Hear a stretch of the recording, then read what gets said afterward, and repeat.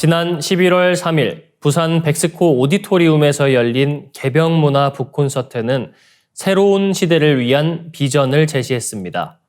이것이 개벽이다의 저자 안경전 종도사님께서 직접 강연에 나서 우주의 가을, 대개벽을 대비하는 지혜와 인류의 새로운 시작을 전했으며 특히 이번 콘서트에서는 우리 인간의 내면을 밝히는 빛꽃 수행법이 공개되어 큰 관심을 모았습니다.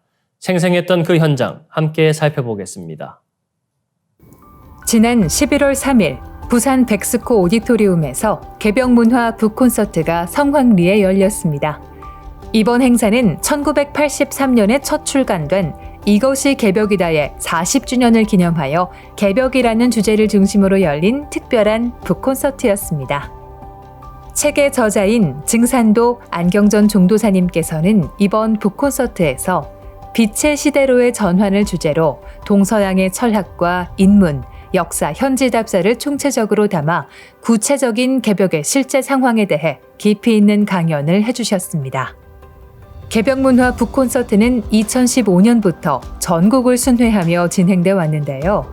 이것이 개벽이다는 19세기 초 개벽 소식의 첫 선언부터 오늘날까지 이어져온 개벽론을 집대성한 중요한 저작으로 평가받고 있습니다.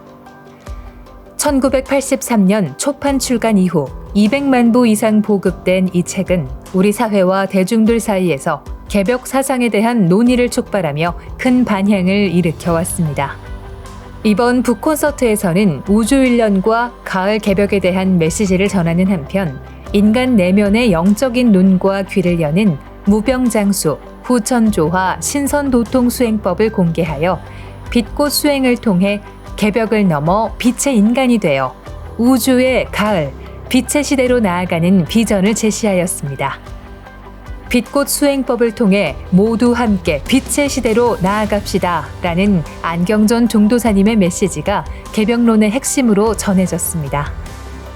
개벽은 끝이 아닌 새 세상이 열리는 위대한 출발점입니다. 개벽을 알고 대비하는 사람은 누구나 새 문명의 주인공이 될 수 있습니다. 현재의 기후위기와 재난을 넘어 인류가 나아가야 할 길을 찾고자 하는 모든 분들께 새로운 비전을 제시하며 북콘서트는 성공적으로 막을 내렸습니다. 이어서 지구촌 개벽 소식입니다.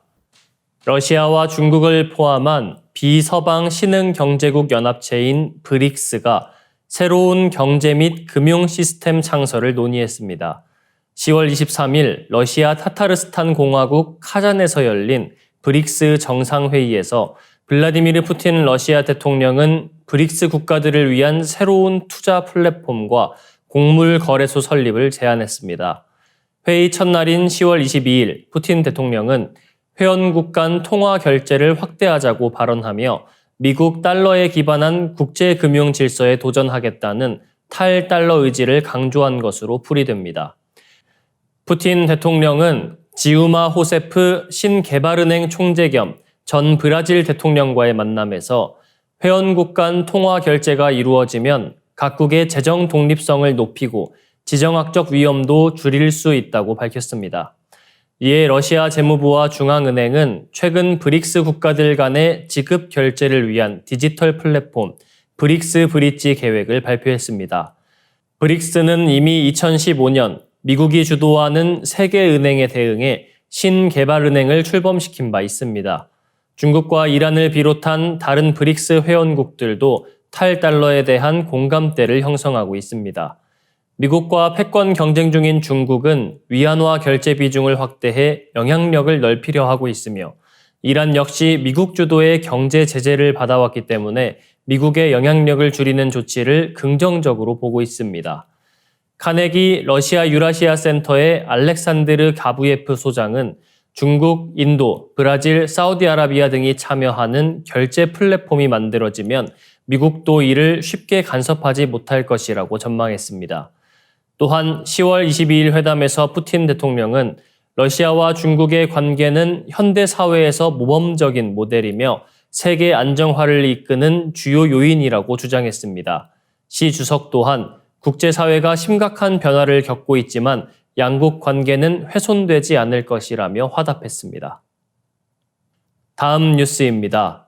유럽 국가들이 러시아의 그림자 전쟁에 대한 경계를 강화하고 있습니다.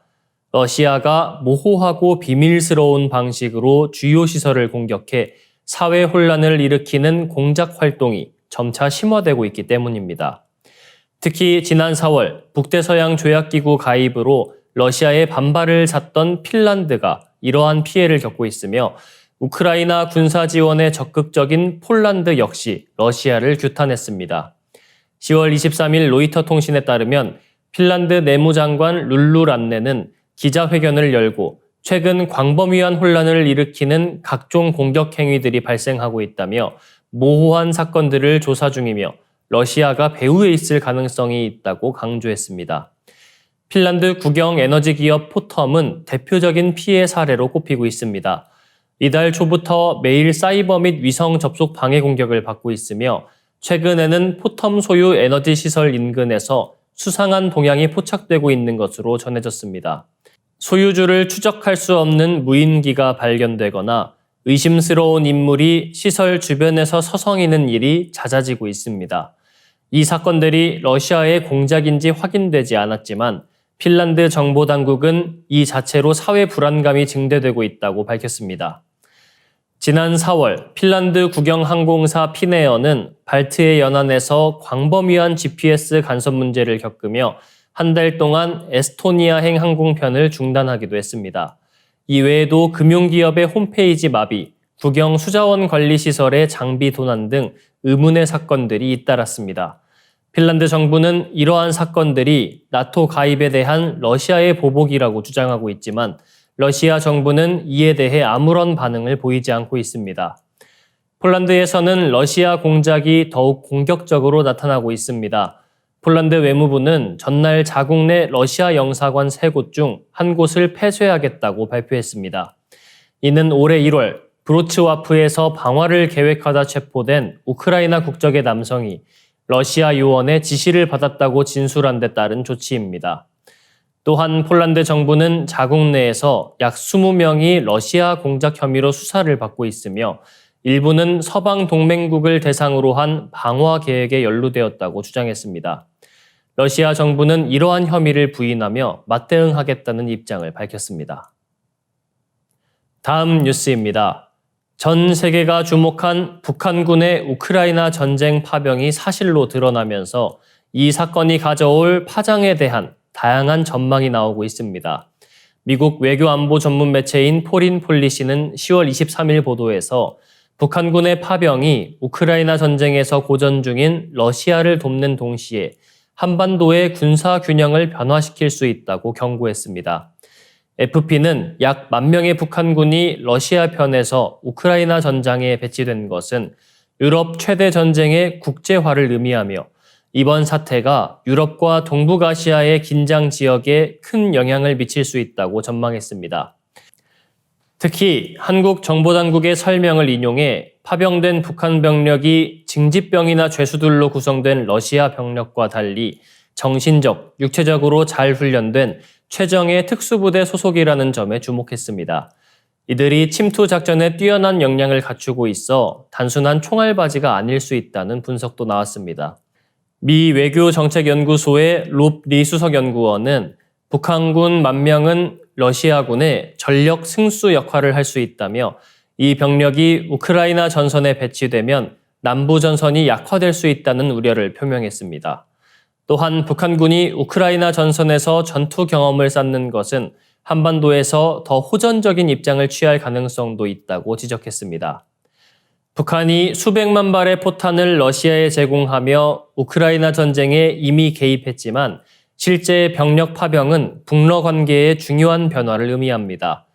한국의 국방 전문가들은 이번 파병으로 북한이 드론 사용 경험 등 현대전에 대한 실질적인 경험을 얻어 한반도에서 더 큰 군사적 장난을 할 가능성이 커질 수 있다고 분석했습니다.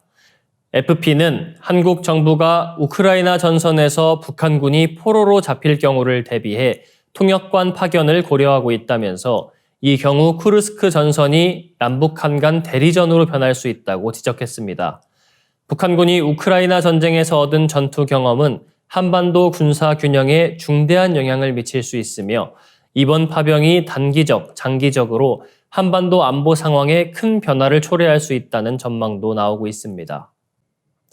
더 많은 지구촌 개벽 소식, STV 상생방송 유튜브 채널을 통해 확인할 수 있습니다. 구독과 알림 설정 눌러두시길 바랍니다.